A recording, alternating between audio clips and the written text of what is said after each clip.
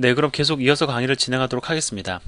자, 이번에는 구조체 변수를 가리킬 수 있는 포인터 변수의 선언 방법에 대해서 말씀을 드리도록 하겠습니다. 여기 있는 내용을 가지고 바로 설명을 드리도록 하죠. 자, 여기 보면은 자, 포인트라는 이름의 구조체가 정의가 되어 있다라는 가정하에서 이렇게 문장이 지금 구성이 되어 있습니다. 자, 지금 보면은 포인트형 구조체 변수 포스가 선언이 되었죠. 그리고 바로 이 포스의 주소값을 반환받기 위해서 앰퍼센트 연산자를 붙였습니다. 그 얘기는 뭐냐면 이 포스라는 구조체 변수를 가리킬 수 있는 포인터 변수가 pptr이다 라는 것이겠죠. 자, 그러면 이 포인트형 구조체 변수를 가리킬 수 있는 포인트형 포인터, 참 말이 어렵습니다. 이름을 제가 포인트라고 해놨더니 포인트형 포인터 변수의 선언 방법은 어떻게 되느냐? 똑같습니다. 포인터 변수의 이름, 그 다음에 구조체의 이름, 이 사이에 에스크리터 연산자 하나 넣어주시면 돼요. 물론 이 포인트가 구조체이기 때문에 스트럭트라는 선언이 추가가 되는 것은 당연하죠. 자, 따라서 이렇게 되면 어떻게 되느냐? 자, 포스는 이렇게 선언이 되어 있습니다. 자, 이게 포스예요. 변수죠, 물론. 자, X포스에는 11이 저장되고 Y포스에는 12가 저장이 됩니다. 자, 그럼 PPTR은 어떻게 생겼을까요? 자, 이거 몇 바이트겠습니까? 바이트를 기준으로 따져본다면, 자, 인트형 포인터 변수의 크기가 4바이트인 시스템에서는 PPTR의 크기도 4바이트입니다. 포인터 변수의 크기는 동일하죠. 주소값이 동일하기 때문에 사실은 동일합니다. 즉, 구조체 변수를 가리킬 수 있는 구조체 포인터 변수라고 해서 그 크기가 더 크거나 그런 거 아니다라는 겁니다. 포인터 변수의 크기는 시스템마다 다 동일합니다. 포인터 변수의 크기가 4바이트면 그 시스템에서는 전부 다 4바이트고 포인터 변수의 크기가 8바이트인 시스템에서는 전부 다 8바이트다라는 거죠.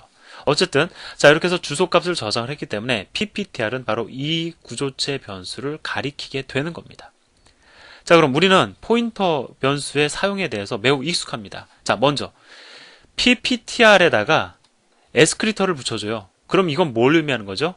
자, PPTR이라는 포인터가 가리키는 대상, 즉 포스라는 포인터 변수를 의미하게 되는 것이죠. 자, 그래서 에스크리터 연산자를 이용을 해가지고 메모리 공간에 접근하는 것까지는 동일합니다. 다만 차이점이 뭐냐면 지금 PPTR이 가리키는 대상은 그냥 변수가 아니라 구조체 변수죠. 즉 포인트라는 이름이 구조체 변수이기 때문에 접근을 할 때 멤버를 지정해 줘야 됩니다. 그래서 일단 에스크리터 PPTR까지 하면 어디까지 온 거예요? 여기까지 온 거죠. 포스라는 구조체 변수까지 온 겁니다.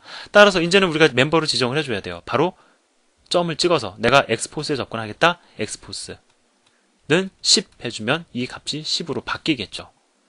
자, 그럼 반대로라기보다는 이번에는 그와 유사하게 자, 여기까지 써줬으니까 이제 포스까지 왔죠. 구조체 변수 포스까지 왔는데 나는 그 포스 변수의 멤버 Y포스에 접근을 하겠다. 20을 저장하겠다. 이렇게 써주면 이 값이 20으로 당연히 바뀌게 되겠죠. 즉 접근하는 방법이 사실상 동일합니다. 여러분들이 알고 있는 그런 내용을 조합을 하면 충분히 이해할 수 있는 수준이에요. 자, 근데 한 가지 더 꼭 기억을 하셨으면 좋겠습니다. 뭐냐면 자, 우리가 이제 이걸 이렇게 읽을 수가 있어요. 제가 이걸 가지고 읽어볼게요. 이거 이렇게 읽으시면 됩니다. 읽는 습관을 들이시면 여러분들이 문장을 조금 더 쉽게 파악할 수 있습니다. 자, PPTR이라는 포인터 변수가 가리키는 구조체 변수의 멤버 X포스에 10을 저장해라. 제가 좀 길게 읽었지만 이렇게 읽는 습관을 들이시면 여러분들이 공부하기가 수월합니다. 제가 한번 더 읽어볼게요. PPTR이라는 포인터 변수가 가리키는 구조체 변수의 멤버 Y포스에 20을 저장해라. 이렇게 읽으실 수가 있는데 이 문장은요. 이렇게 줄여서 쓸 수도 있습니다. PPTR X포스는 10이다로 대신 쓸 수가 있습니다. 이거예요. 제가 지금 쓴 것이. 즉, 이 문장을 대신해서 이렇게도 쓸 수 있다라는 겁니다. 자, 이것이 바로 하나의 연산자입니다. 자, 그래서 이 연산자가 하는 일이 뭐냐? 이걸 생각하시면 됩니다.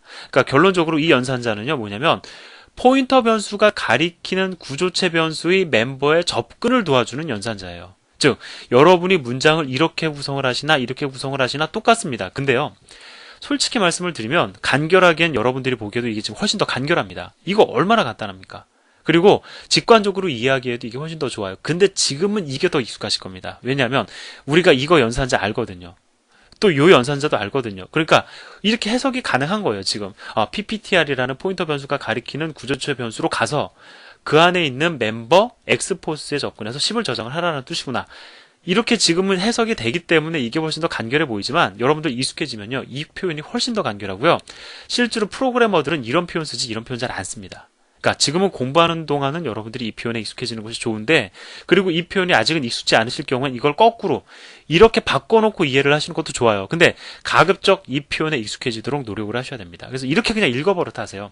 지금 우리가 이거를 읽었던 것처럼 이거를 그냥 놓고 딱 바로 읽으세요. PPTR이라는 포인터 변수가 가리키는 구조체 변수의 멤버 Y포스에 20을 저장하라. 이런 식으로 그냥 읽어버리시면 이 연산자에 훨씬 더 빨리 익숙해지실 수가 있습니다. 자, 그래서 지금 당장 익숙해져야 된다는 것이 아니고요. 일단은 여러분들 이렇게 공부를 하시다가 좀 마음의 여유가 생기는 대로 그런 문장들을 이렇게 바꿔서 써보는 습관을 들이시기 바랍니다. 자, 그러면 제가 하나 그냥 써볼까요? x, y, 30. 자, 이거 쉽게 우리가 이해할 수 있습니다. x라는 포인터 변수가 가리키는 구조체 변수의 멤버 y에 30 저장이라. 이렇게 읽으시라는 거예요. 하나 더 써볼까요? app, x, y, z는 20. 그럼 이거 어떻게 읽으면 됩니까? app라는 포인터 변수가 가리키는 구조체 변수의 멤버 xyz에 20을 저장해라. 이렇게 읽으면 되겠죠. 자, 그래서 물론 지금 이거 잘 안 와닿는다, 난 그렇게 문장 만드는 거 헷갈린다, 그럼 바꾸세요. 그냥 바꾸는 거, 습관 들이는 거, 그것도 어렵지 않습니다. app에 에스크리터 붙이고 그 다음에 점 찍어서 xyz라고 했으니까 이렇게 바꿔서 이해를 하셔도 됩니다. 근데 바꿔서 이해하는 습관을 계속 들이시다 보면 어느 순간엔 얘가 너무나도 자연스러워지실 겁니다. 그래서 좀 다른 얘기가 되지만, 여러분들 이제 C 언어 공부하시면은 상당수 독자분들께서 자료 구조에 관심을 가지시고 자료 구조를 공부하실 겁니다. 자료 구조로 들어가시면 포인터 과도하게 사용이 되고요. 구조체 정의가 빈번하게 등장을 합니다. 따라서 이 연산자 무지 많이 사용된다고요. 자료 구조의 코드에서는 이런 코드 보기 어렵습니다. 대부분 다 이런 코드를 씁니다. 그러니까 나중에 여러분들 C 언어 다 끝날 때까지 이 연산자에 익숙해지시면 좋겠죠. 자, 또 이제 예제를 통해서 설명을 드리는데, 제가 예제 쫙 읽어드리는 것보다 문장 바꾸는 연습 한번 해보도록 하겠습니다. 자, 이거 어떻게 다시 쓸 수 있죠? PPTR X포스는 4다 라고 쓸 수 있죠. 자, 이거는 어떻게 쓸 수 있습니까? PPTR 그 다음에 Y포스는 는이 아니네요. 플러스는 인이네요. 죄송합니다. 자, 여기도 플러스는 5다. 자, 그럼 읽어볼까요? PPTR이라는 포인터 변수가 가리키는 구조체 변수의 멤버 X포스의 값을 4만큼 증가시켜라. 자, PPTR이라는 포인터 변수가 가리키는 구조체 변수의 멤버 XY포스에 저장된 값을 5만큼 증가시켜라. 이렇게 여러분들 바로 읽으실 수 있으셔야 됩니다. 자, 그럼 이거는 거꾸로 또 우리가 한번 해보자고요. 이거 공부하는 거니까. 이거 어떻게 쓸 수 있습니까? PPTR 에스크리터 붙인 다음에 가로 열고 닫고 그 다음에 점 찍어서 X포스 플러스는 1이라고 쓸 수 있겠죠.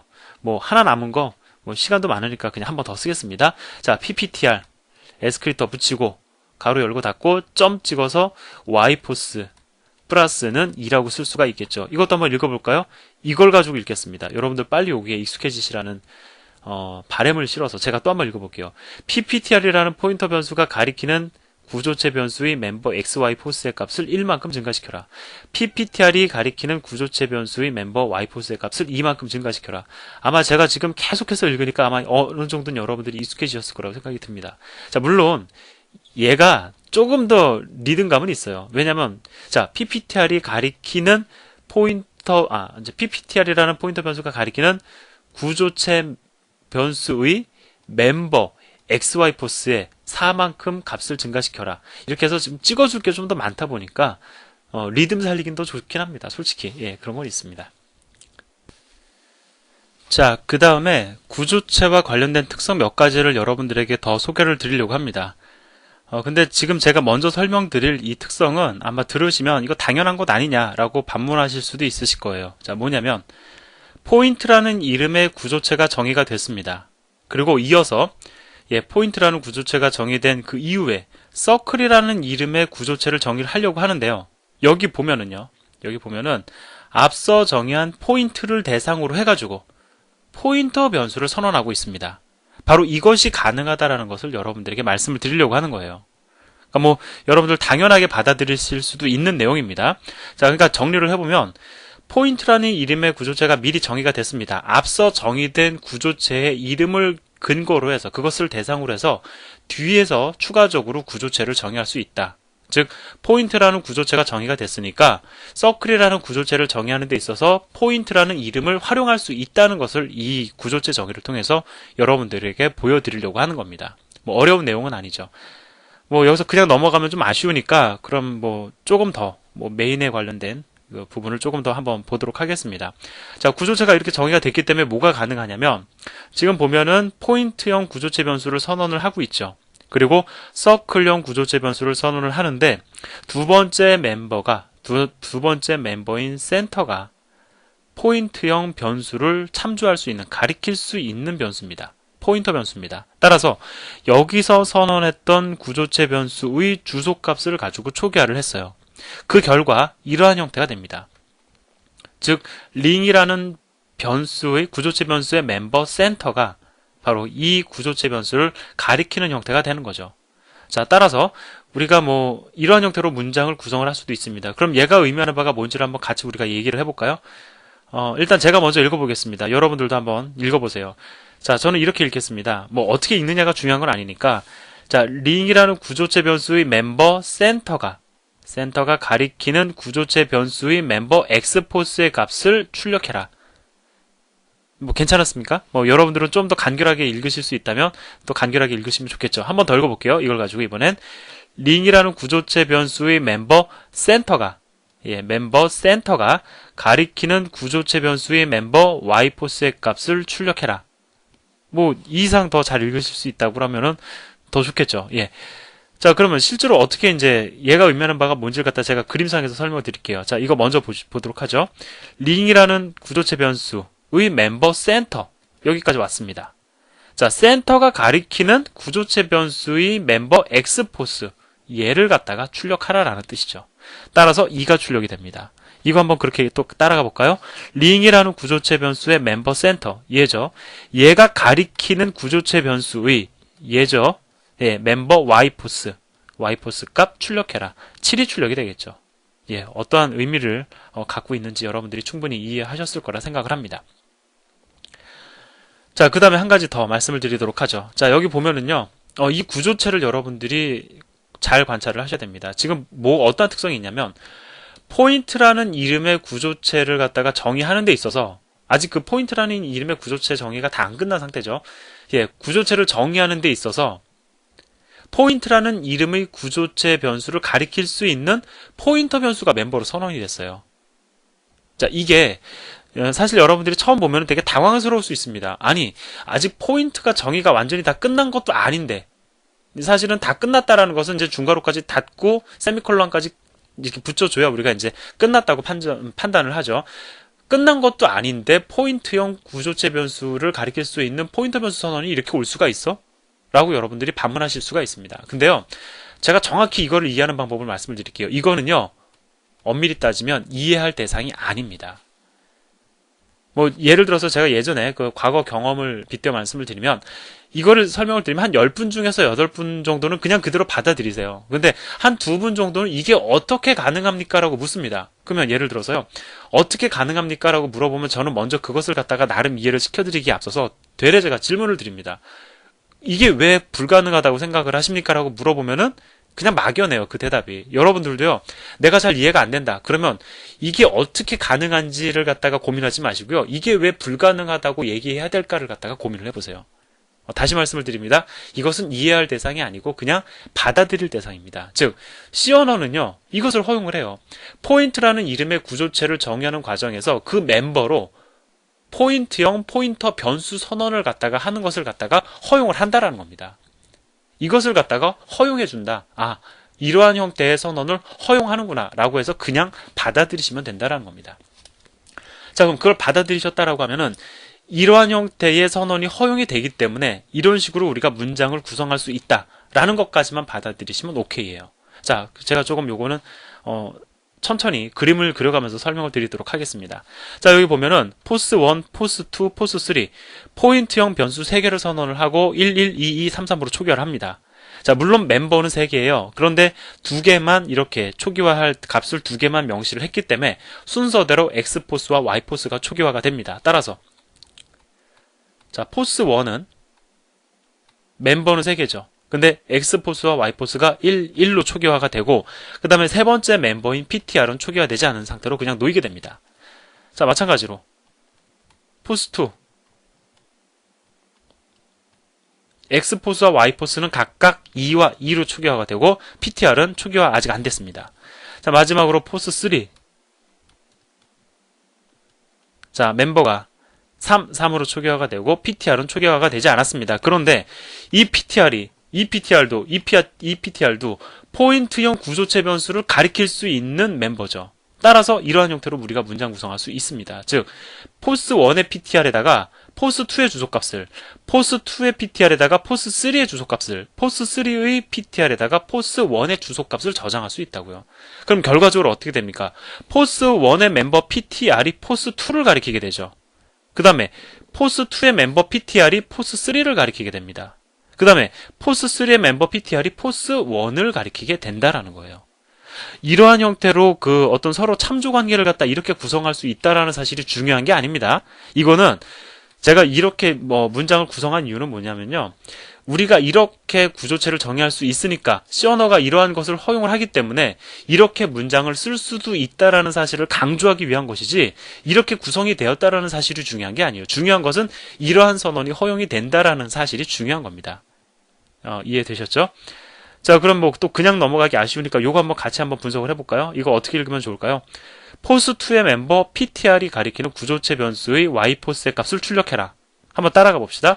포스 2의 멤버 PTR이 가리키는 구조체 변수 포스 3죠.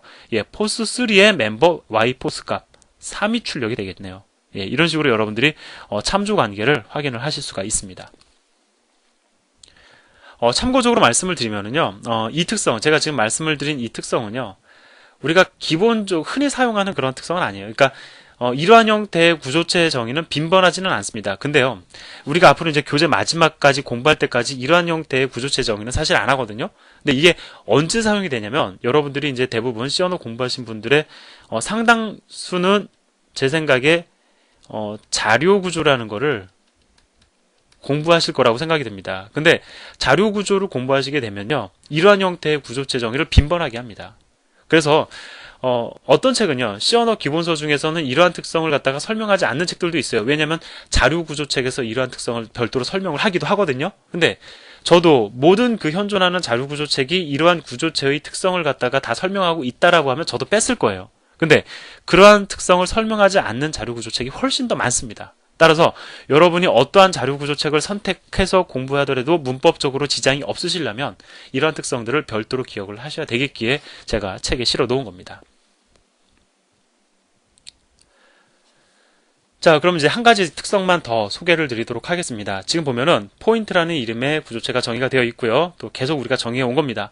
펄슨이라는 이름의 구조체가 정의가 되어 있습니다. 그리고 포스라는 구조체 변수, 맨이라는 구조체 변수를 각각 선언을 했습니다. 그럼 제가 포스를 가지고 좀 얘기를 해볼게요. 자, 포스는 어떻게 생겼습니까? 이렇게 생겼죠. 자, 그래서 X포스가 10으로 초기화가 되고요.